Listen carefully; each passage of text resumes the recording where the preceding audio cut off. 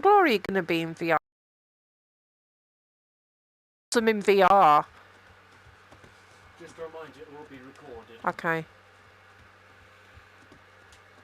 You can say like on them to get the idea. Okay. Oh, itch. What about got subscribers are going up? No, you're doing better than me. I haven't done a video for a while. I'll have to do one. Like. Mental health's not been great though. No, I just don't feel like doing it. Do you want to try the Rector? Yeah. Long version? It's up to you. Which one do you suggest? Long. You don't have to worry. The game does the controls, but the lady starts speaking, telling you about the ship and that. I'm looking for it. I've never done this Rector before, have you? It's good. I'm not going to say anything, but it tells you a lot of info about the ship itself, stories and...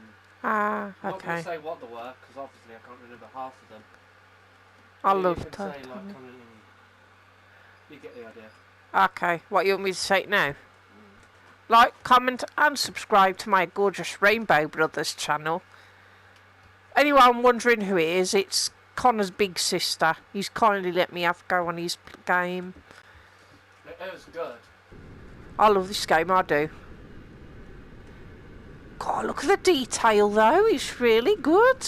Yeah, I remember your first time when Welcome to the Titanic I know, I VR freaked guided out, tour. didn't I? And you, but We are currently 3.8 kilometres I grabbed below hold the of you surface and I was like, the oh North no you Atlantic, don't, you're going 100 metres nowhere. east of the bow. I grabbed hold of your This dressing submersible is on coat, I said, you're autopilot. going nowhere. However, you can adjust your spotlight using the far Oh, left not lever. again, piglet. Please keep your arms and legs inside the vehicle at all times. In the I'll vehicle. provide you with information about locations as we pass them, so please sit back, relax and enjoy the ride. I know, I am. in a good way. I'm a first class A proud nutter. I'm also a proud The Disney RMS geek Titanic and was the second Potterhead. White Star Line Olympic class ocean liner, the first being RMS Olympic and the third being HMHS Britannic. She was 269 metres long, 28 metres wide and 72 metres tall from the bottom of her keel to the top of her masts. It's amazing. It's amazing because you see it come out of nowhere. She was the Wow, largest she ship really is built at the beautiful. time, being only slightly bigger than Olympic. Olympic and Titanic were the 400th and 401st hulls laid by shipbuilders Harland and Wolff in their Belfast shipyard in Northern Ireland. The two ships were built side by side, with work on the Olympic begun first. Everything on RMS Titanic was massive. This centre anchor was at the time the largest anchor forged by hand and weighed in at over 15 tonnes. The centre anchor and the two bower anchors were made by Noah Hingley and Sons in their workshop in Dudley, England. The anchors were transported to Belfast by horse, train and ship before being installed.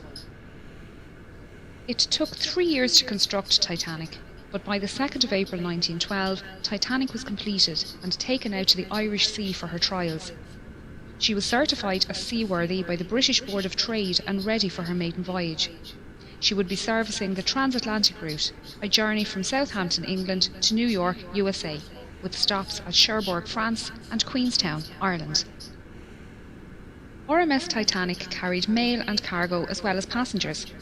She had 6 cargo hatches with numbers 1, 2 and 3 forward and 4, 5 and 6 aft. On our left is the number 1 hatch, the access point for the forwardmost cargo hold. The hatch cover can be found lying about 100 metres in front of the bow. It was blown off this hatch I'm just when the trying to bow figure out where I'm impacted the ocean sitting. I floor couldn't and remember the where water I inside was. was forced up and out of the ship. Yeah. After departing Southampton on the afternoon of Wednesday the 10th of April, RMS Titanic began her 5,360 kilometres Look at the journey to New detail, York though. City.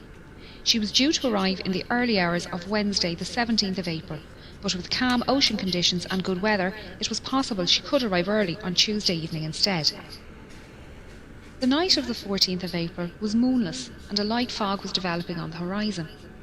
Titanic's captain Edward Smith had received a number of ice warnings during the day and had changed their course so they were further south to avoid the affected areas. The captain retired to bed and First Officer William Murdoch took charge of the bridge as officer of the watch. Titanic steamed ahead through the night while lookouts Frederick Fleet and Reginald Lee searched the horizon for small ice.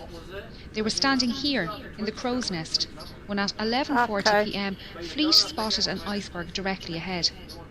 He rang the warning bell 3 times to indicate an obstacle ahead and phoned the bridge. Murdoch gave the order, hard a starboard, and the ship turned to port. But it was too late.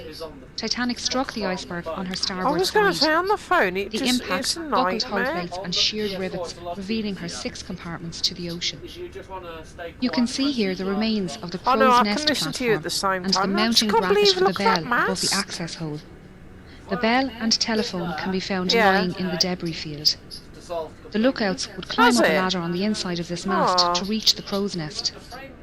Both Lee and Fleet didn't believe Titanic had struck the iceberg hard and thought it was just a close shave. That's a shame. They didn't realise the seriousness of the situation until they arrived on the boat deck and were ordered into lifeboats.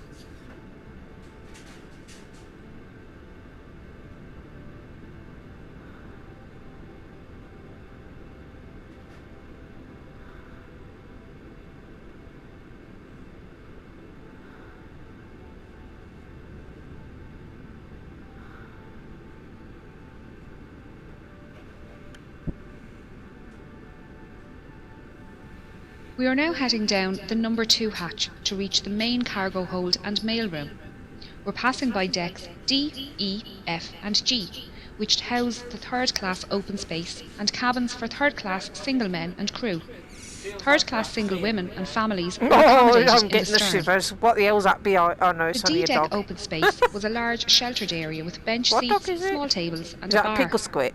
Steerage passengers used this space to walk, socialise and to listen to music. Oh, look at me arms. They were expected to create their own entertainment, I'm being and some weird passengers again, aren't brought I? their instruments with them on the journey. What? The 3rd class passengers What was held a dance behind party those here on doors the night there? of the sinking.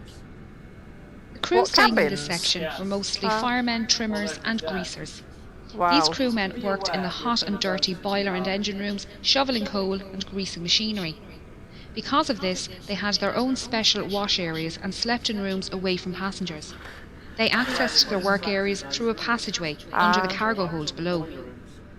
Titanic contained 15 bulkheads, thick walls that separate her lower decks into 16 watertight compartments. It was a new design technique that meant Titanic could stay afloat with up to 4 of her compartments damaged and led to her being considered unsinkable. Unfortunately, the collision with the iceberg opened 6 compartments. Yeah, I know what you mean. Within the first 15 minutes, this cargo hold was underwater and the 3rd class accommodation on G-deck above was starting to fill with water. This hold was used to store cargo for passengers and businesses being transported across the Atlantic. Wow, look at the Among the crates detail, of fabrics, Connor. furniture and food products, there were also a few unusual items, That including frightened the orchids, life out of me. That dragon's appeared blood, from barrels nowhere. of mercury and a brand new Renault automobile. Ooh, look, Some of the more expensive items being carried included Egyptian artefacts headed for the Denver Museum, the Rubaiyat of Omar Khayyam and the Le Circassiano Ben painting by Blondel. These items were most likely held in the 1st class baggage area next door, but were lost along with the mailroom when that section filled with water 20 minutes after the collision. We are now going to head through to the mailroom on the other side of this bulkhead. RMS Titanic was registered as a Royal Mail steamer and contracted to transport mail across the Atlantic. RMS liners were favourable with passengers as they were considered more reliable to arrive at their destination on time. Titanic had a mailroom and post office on board, with 5 dedicated post office workers. This team consisted of 2 British and 3 American clerks, and together they sorted up to 60,000 letters per day.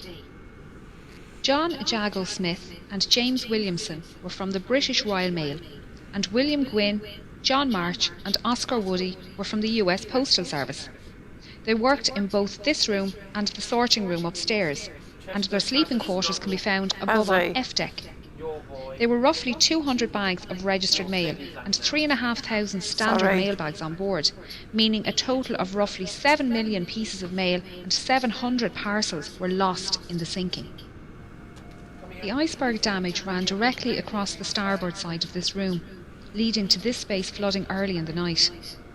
The 5 clerks worked tirelessly to try and save the mail and managed to carry 200 mail bags up these stairs to the sorting room.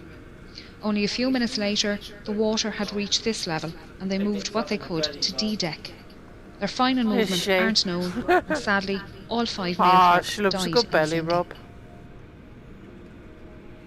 Oh, sexy piglet. Who is the sexy piglet?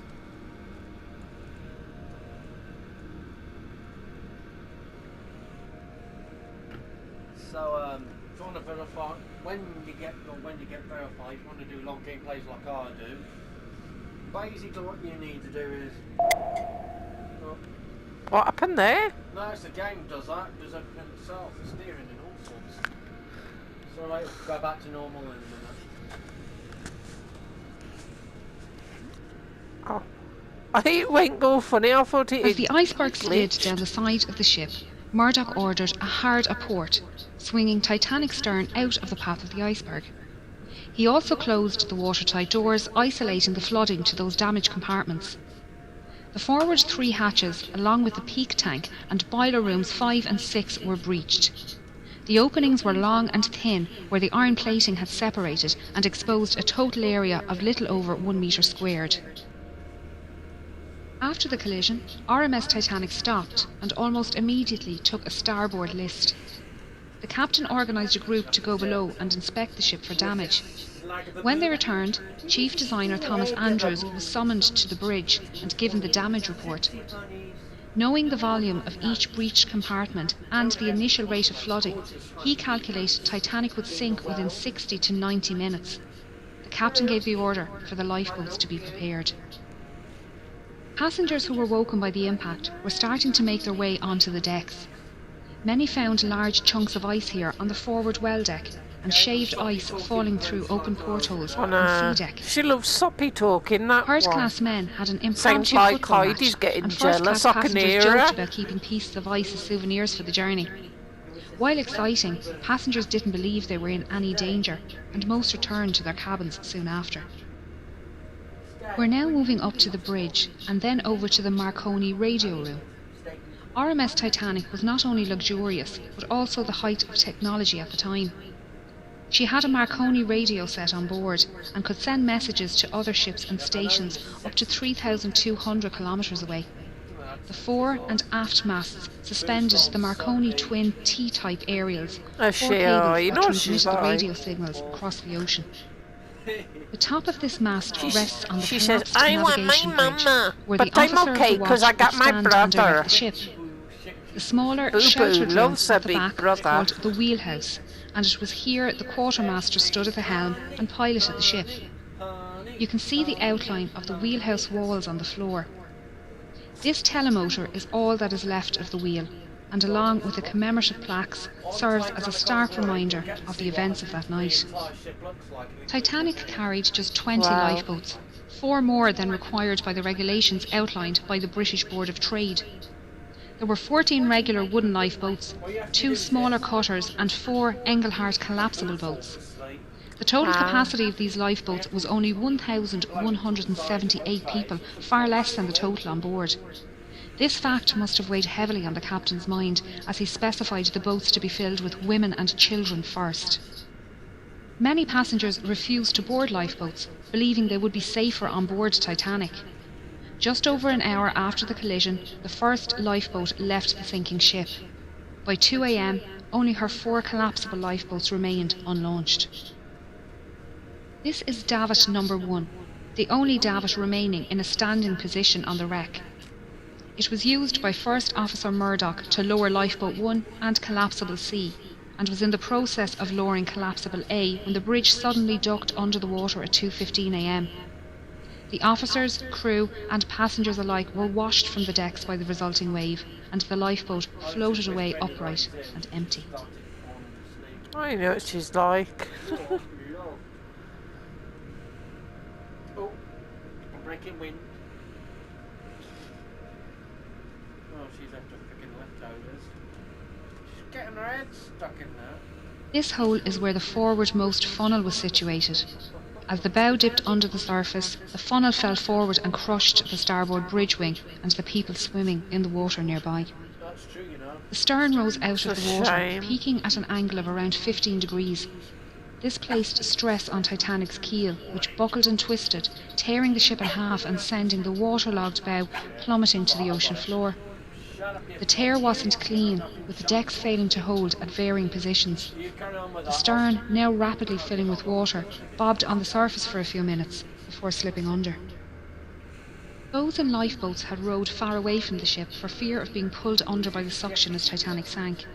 They were now left to decide whether they remain safe in their boat or try to rescue some of the 1,500 people floating in the freezing water. If they returned to the wreckage, they risked being capsized by panicked swimmers trying to climb into their lifeboat. It was a hard decision, and many decided the risk was too great. Only 3 boats pulled people from the ocean that night. Most people in the water succumbed to hypothermia within 15 to 20 minutes, their life belts keeping them afloat. A few managed to make their way to the unlaunched collapsibles A and B and pulled themselves aboard. Here they waited, in the dark, not knowing how long they would be floating on the open sea. The opening ahead of us is the Marconi room skylight. We're now going to descend into the room to learn about the rescue.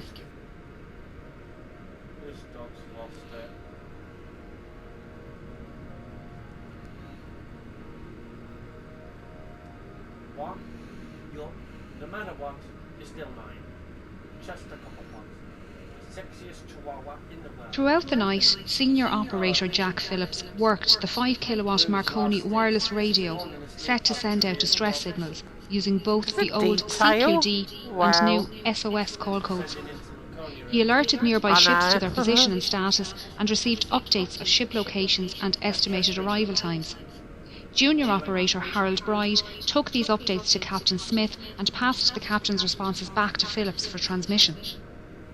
RMS Carpathia radio operator Harold Cottam was off duty and about to go to bed when he decided to listen in to the nightly news from Cape Cod. Operators there mentioned they had ice warnings for Titanic, and Cottam decided to pass on the message. He was surprised when Phillips responded to his call with a CQD and gave Titanic's location. Cottam immediately took the message to Carpathia's captain, Arthur Rostron, who ordered all hands on deck and told Cottam to let Titanic know they were on their way. These calls for assistance were only possible with the help of the Titanic's engineers working down in the ship's engine room. The dynamos powered the ship's lights, water pumps and Marconi equipment. As Titanic took on more water, her engines began to fail and the signal strength weakened. Bride adjusted the current and motor speed to find the strongest spark, while Phillips tested the equipment in the room next door. Bride's final settings can be seen on the wall here.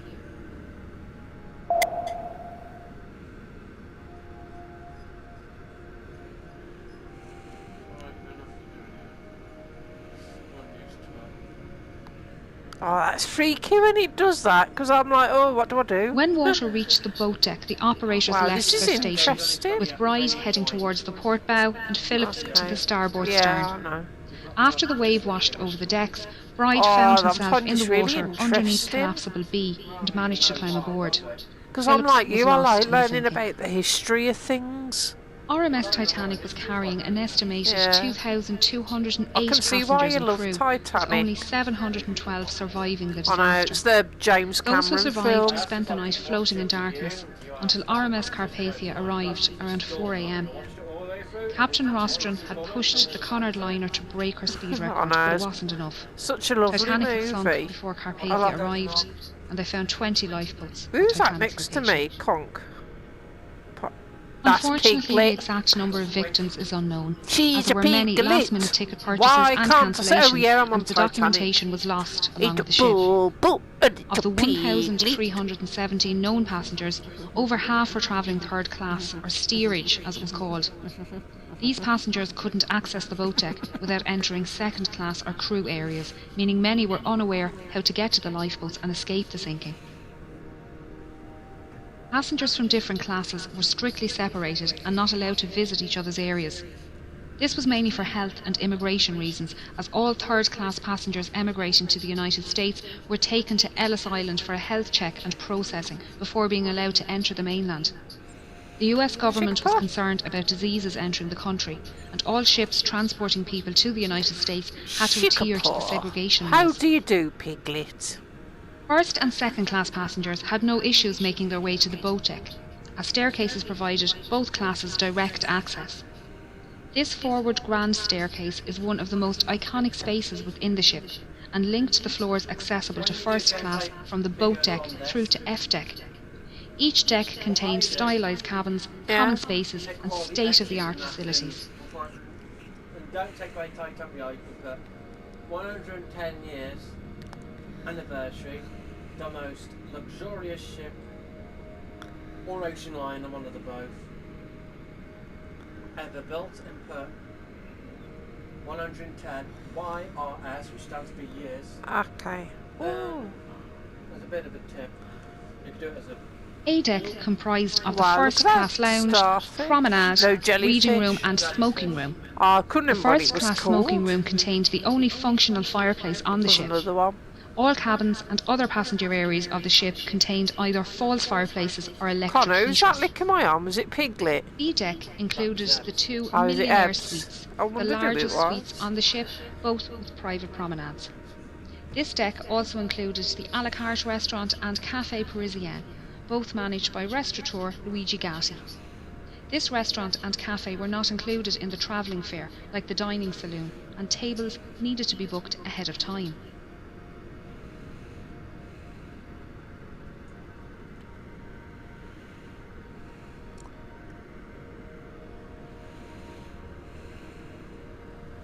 C deck was known as the shelter deck and contained first class accommodation along with the first class barber shop, inquiry office and purser's office. It was the highest deck to run the length of the ship uninterrupted. There were 135 first class cabins and 2 sitting rooms on this deck, able to accommodate up to 315 passengers. Like all other decks on Titanic, there were no room number 13.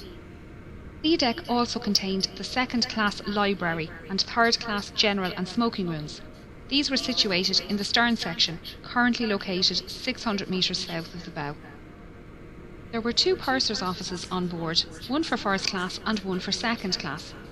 The offices were run by 6 pursers who handled passenger inquiries, cash and valuables in the safe, and issued tickets to the Turkish Baths and swimming pool on F deck. First and second class passengers needed to register their arrival at their respective purser's office, and they were given maps of the ship. This office was also the first point of call if first class passengers wished to send telegraph messages using the new wireless technology Just on let board. me know when you want to go, Con. Chief I'll pass Purser you the Hugh headset. McElroy was well known among the first class passengers and crew, having served on White Star liners for 13 Wow. years. He often this the dined alongside reception? passengers in the restaurant. During the cross-channel journey, McElroy kept a canary in his cabin, minding it during its delivery to a friend Oh, in mind Sherwood. my head. On the night of the accident, he was seen assisting with loading and lowering Lifeboat 9.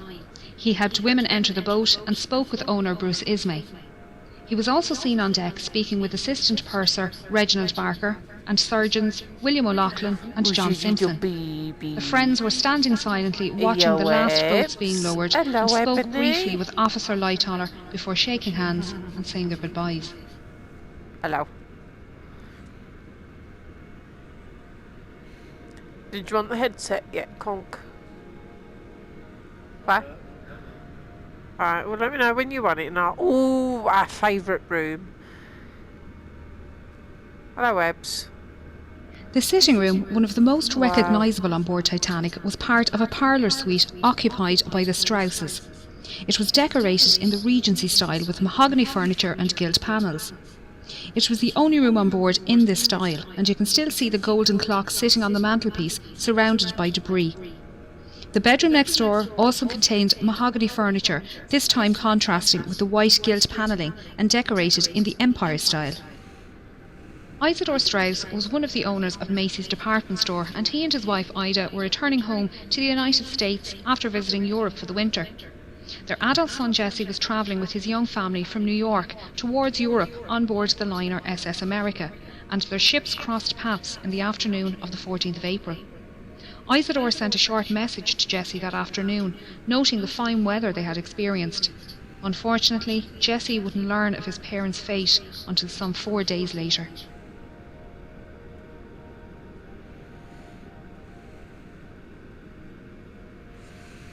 The elderly couple were woken by the slight bump as Titanic struck the iceberg and made their way up onto the deck after waking their maid and valet. When the time came for Ida to board Lifeboat 8, she entered the lifeboat but then realised her husband would have to stay on board. She stepped back out. Isidore and others tried to convince her to re-enter the boat, but she refused to leave without her husband. Ida helped their maid Ellen Bird into the boat and wrapped her fur coat around Ellen, saying she wouldn't be needing it anymore. Isidore and Ida were last seen sitting in deck chairs on the A-deck promenade holding hands. Isidore's body was recovered from the ocean, but Ida's was never found. Hello, Ebbs. The Strauss's parlour suite was just one of many specially designed first-class rooms. The 77 large staterooms were decorated in a range of different period styles. Titanic was designed to be the height of opulence, and the first-class common areas were the most luxurious. She mostly followed Olympic's design, but White Star Line made many changes to Titanic's layout and fixtures due to feedback from Olympic's maiden voyage. Some design changes can be seen on D-deck. It's amazing. Look at the detail. They've done a good job, haven't they? Yeah.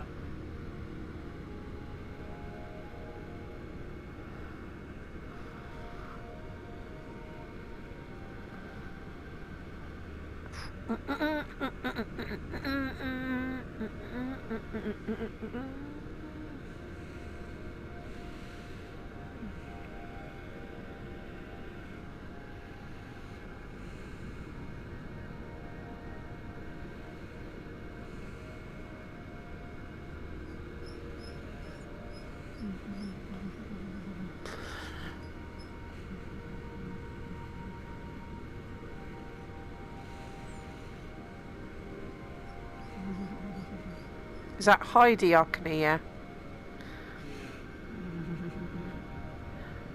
I've got Ebbs. I love having snuggles with Ebbs. She's such a beautiful dog.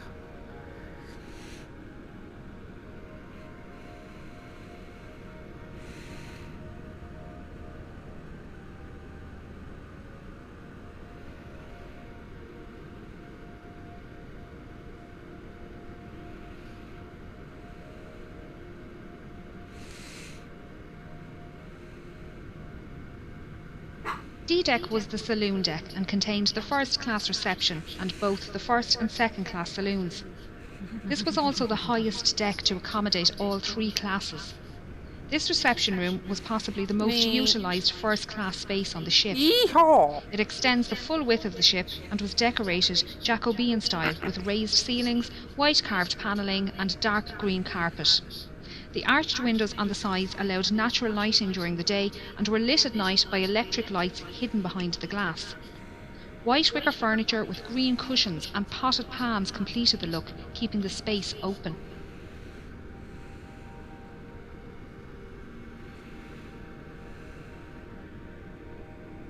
A Steinway grand piano sat in the corner and was played as part of a quintet during afternoon tea and in the evenings. Passengers would sit and listen to the band before heading to dinner in either the B-deck restaurant or through the double doors to the first-class saloon. Percy Fletcher, the ship's bugler, called passengers to their evening meals by playing the Old Roast Beef of England at various locations around the ship.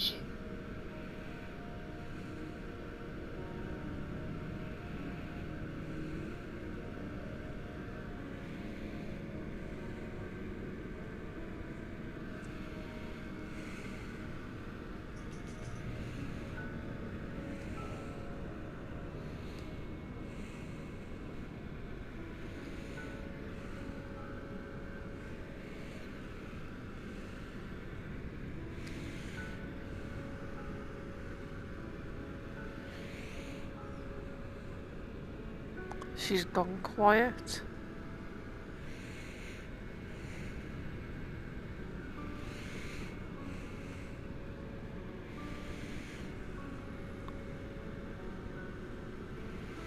First-class passengers boarded and departed the ship via the gangway doors on either side of this room, or by the gangway doors directly above on B-deck. These lobbies were larger on Olympic and extended out into the reception area. During Olympic's maiden voyage, White Star officials noticed crowding in the reception area each night after dinner and decided to extend the reception area on Titanic. They also redesigned the small reception area near the B-deck restaurant to split the crowd and added additional seating in both areas. These 3 elevators serviced only the first-class passengers and ran from A-deck to E-deck.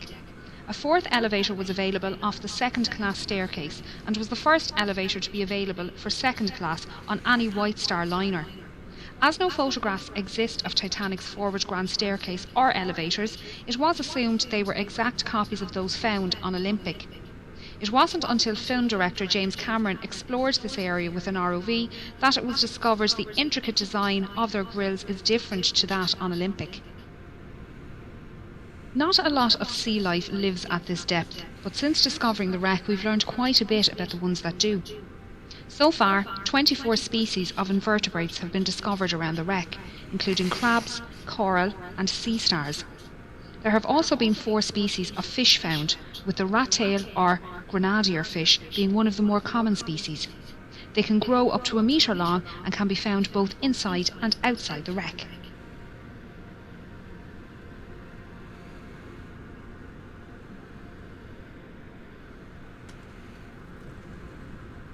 E-deck was also known as the upper deck and provided accommodation for first, second and third class passengers as well as most of the crew. An access corridor used by both crew and steerage ran almost the length of the ship on the port side, just behind this door. Named Scotland Road by the crew after the busy street in Liverpool, the 2.6 metre wide corridor allowed passengers to make their way to and from the dining saloons on F-deck and crew to reach their quarters. This side of the door was strictly first class only, and running down the starboard side were 45 staterooms. These rooms were alternative first or second class and were therefore not as luxurious as those on the decks above, but still comfortable. Many contained mahogany furniture with white enamel brass beds.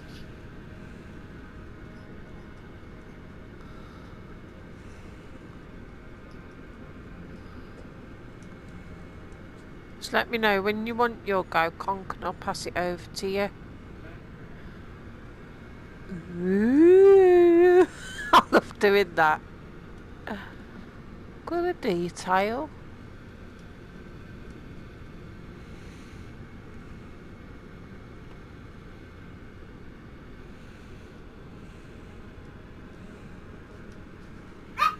Oh, boo, don't do that.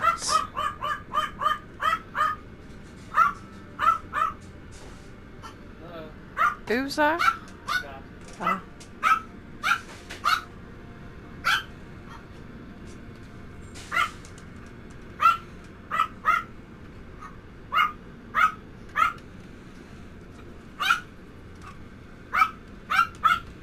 Was that Molly's bed, Connor?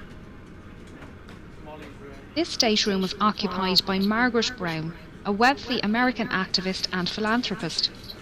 She was heavily involved in workers' and women's rights and campaigned to support those less fortunate both before and after the accident. Margaret was holidaying in Egypt with friends when she received a message that her eldest grandson was seriously sick at home in the United States. She booked the earliest ship from Cherbourg back to New York, the RMS Titanic. In her interview with Colonel Archibald Gracie, she stated she was lying on her brass bed reading at the time of the accident. She felt the bump, but didn't think much of it and kept reading. It wasn't until she heard men talking about heading up on deck that she decided to find out what happened. One of the men told her to grab her lifebelt and head up onto the boat deck with them.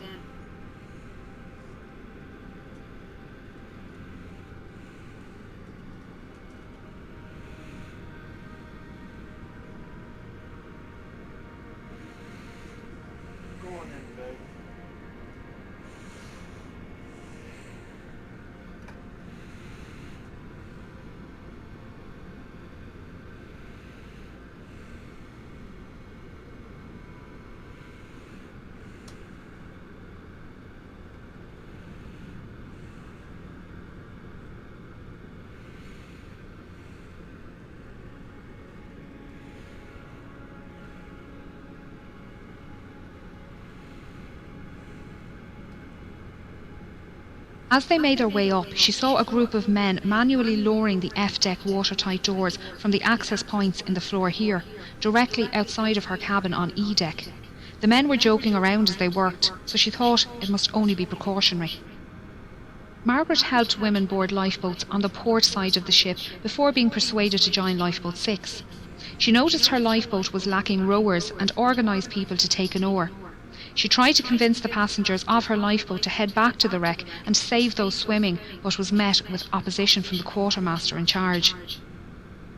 Once on board RMS Carpathia, she organised a 9-member survivors committee who raised compensation funds for second and third class passengers and paid for passenger telegraph messages. The committee raised over $10,000 in the 4 days' travel to New York, the equivalent of $234,000 in today's money. Margaret, along with 2 other first-class women, organised daily counselling sessions held in the dining saloon, and her fluency in French, German, Italian and Russian helped her console non-English speaking passengers. Margaret's efforts to help others on board both Titanic and Carpathia earned her respect, as did the determination of Carpathia's Captain Rostron.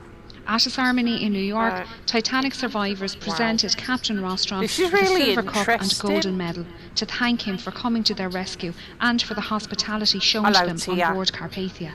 Hello, Piglet. They're good doggies. Conk. No, do you want to fancy watching a movie with me tonight? Because I'm bored that Wilder Art. I fancy watching something different. So we can watch whatever you want to watch. This watertight door is the one Margaret Brown watched being lowered from the floor above. On the other side of the door is the swimming bath and the linen storage rooms. Their state is unknown, although this area flooded around an hour after the accident and is expected to be in good condition due to the lack of water movement here. As we can see, the Turkish Baths are well preserved. This was the cooling room, and first-class passengers would relax here after using the temperate, hot and steam rooms just off the side door. Passengers would change into towels using the change rooms in the starboard corner and store any valuables in the cabinet next to the vestibule. The passenger would then make their way down to the temperate room, where they would sit or lay in the heat for 10 to 15 minutes. That door there? Here they would start to sweat before moving into the adjoining hot room. After spending another 5 to 10 minutes in the hot room, the passenger would either take a cold shower or a dip in the swimming bath next door, before making their way into the shampooing room. Here the passenger would lay on a marble table while an attendant gave them a full body wash and massage. Once dry and wrapped in clean towels, the passenger would make their way back to the cooling room where they would relax until their body returned to the normal temperature. The Turkish Baths is one of the best preserved areas on the ship, with most of the tiles, ceiling lanterns and wooden panelling still in place. The deep location within the wreck leaves it protected from destructive currents, although there is still sea life down here. The rust icicles, or rusticles, hanging from the ceiling are created by iron-eating bacteria. They come in different shapes and are incredibly fragile, disintegrating when touched. Along with the bacteria, fungi, shells, sand, clay and coal can be found within the rusticles. Scientists have been collecting samples to determine the different strains of bacteria living on the ship, and their research has been used to preserve oil and gas pipelines and safely dispose of old ships and oil rigs.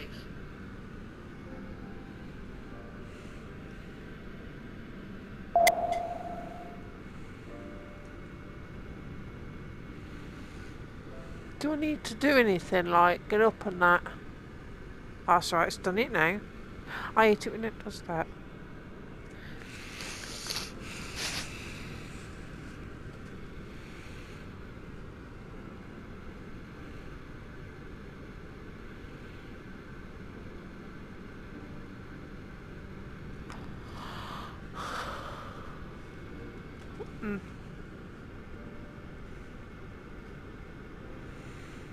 As first-class passengers rose up this staircase and made their way out onto the boat deck, they would have passed the band playing in this alcove next to the entrance. The band consisted of 8 musicians led by violinist Wallace Hartley. They usually played separately as a quintet and string trio at varying locations throughout the day. During the evacuation, the musicians began playing near the B-deck restaurant, before later moving up to this position near the forward grand staircase. They played mostly ragtime tunes to calm passengers standing nearby and draw passengers inside up to the boat deck. Some survivors state that the band played until the end and that the night was so quiet, even those in lifeboats away from the ship could hear the music. Many survivors claim that the hymn "Nearer My God to Thee" was the last song played, although it was also reported to be "Songed Autumna." Sadly, all 8 members died during the sinking, with only 3 remains recovered by the cable ship Mackay Bennett. Wallace Hartley was one of them, found with his violin inside his case and strapped to his body. The violin was an engagement gift from his fiancée, and it was returned to her following his death. Memorial monuments have been erected around the world to honour those who died at their posts as Titanic sank. The musicians playing on deck, the passengers who loaded lifeboats and then stood aside, the firemen and engineers keeping the dynamos running.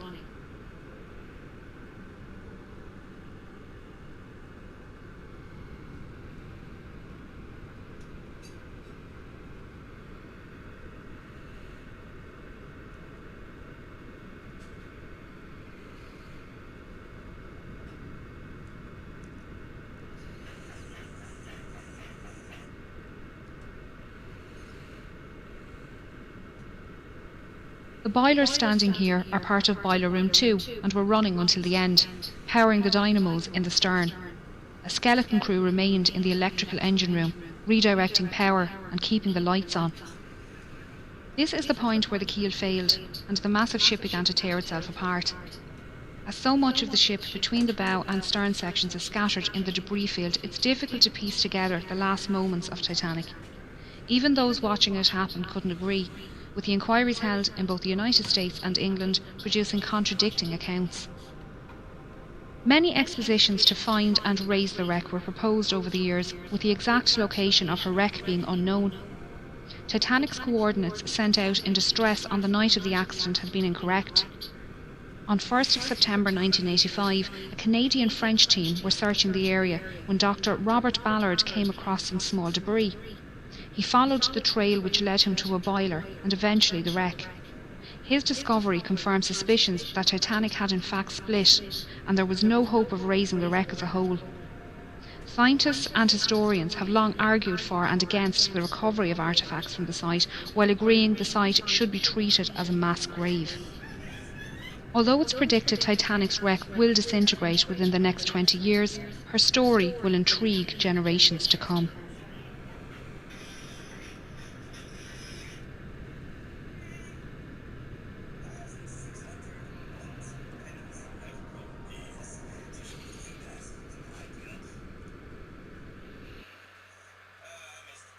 What happened there? That's it. Is that it? Yep. That was good. I'm glad you enjoyed it. The size of those boilers.